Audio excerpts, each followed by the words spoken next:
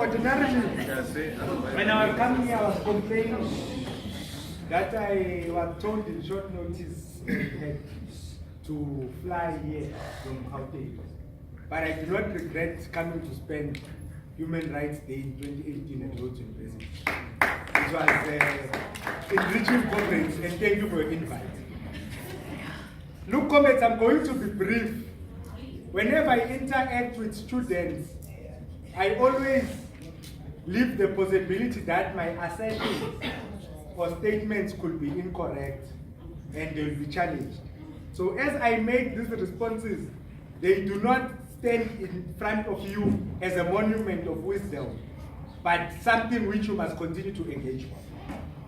I don't think that the existence of the ANC Youth League serves as something that limits the participation or the election of young people into ANC structures.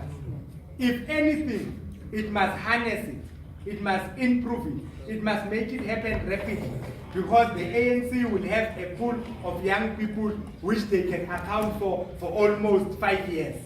You must join the Youth League at 14. After 5 years of activism in the ANC Youth League, you are almost 19 and are able to join the ANC. So if we had rational old people, they were able to see talent. We once in the ANC had a leader called Comrade Ndumiso. Okay. He was Secretary General of the ANC at age 32. He was only 32, and he was a former youth leader, just by the way. We have other young people who are leading the ANC today and have led before. In 1991, Comrade Mokako became a directly elected member of the ANC at 33. Today we have Comrade Ronald Lamula and Comrade Ndumiso who are below the age of 35. Now, comrades, as students, you must study. I'm glad that you said you are studying the evolution of youth leagues across the land. I want to tell you that this systematic marginalization of young people in the ANC, which is not only in the ANC, it is in the ANC, it is in business, it is in churches, comes at a time when the economy is depressed, when there is a contest for resources, when the ANC is no longer just a party that carries the hopes and aspirations of South Africans, but others have seen it as an economic sector to go and participate economically and earn a living out of it. Those of you who know Antonio Gramsci, you will know of the theory of the base and the superstructure. That when the base is capitalist, all institutions above it reproduce that. And the ANC is not immune to that. So even in the ANC, an ANC that contests state power, an ANC that controls and discharges resources, you are bound to have a dog-eat-dog situation. And in that dog-eat-dog situation, young people become the victims. So there's nothing wrong with the Youth League. Let's live with the current challenges we have.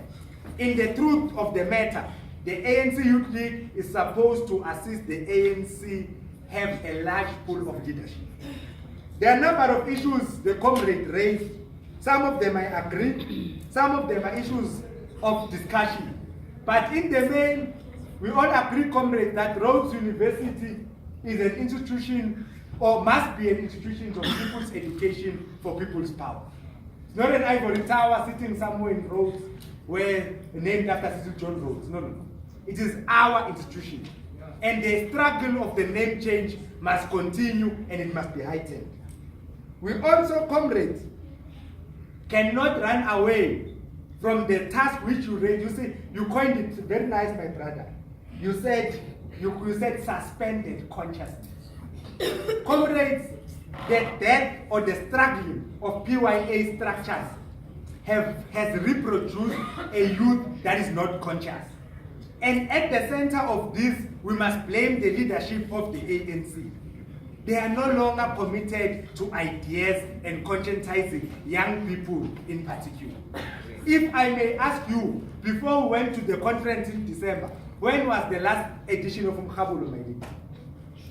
We grew up in the ANC knowing that I'm looking forward to a Monday, I'm going to read ANC Today. Before that conference, ANC Today could stay a quarter. And comrades continue no matter Kuba. And so the struggle is now about Kuba and Assault. Nothing about the revolution. And those are the things which we must attend to. Consciousness does not fall from the sky. It is earned in the theater of struggle and most importantly in interacting with the revolutionary field. So if we are serious, even you comrades of SASCO, where is the red spark? You must account for that. It's a journal that was there to conscientize students. And if you kill it, you are not killing the consciousness of SASCO members alone, but the consciousness of the general student populace who will not join you when you go to strike. Thank you very much.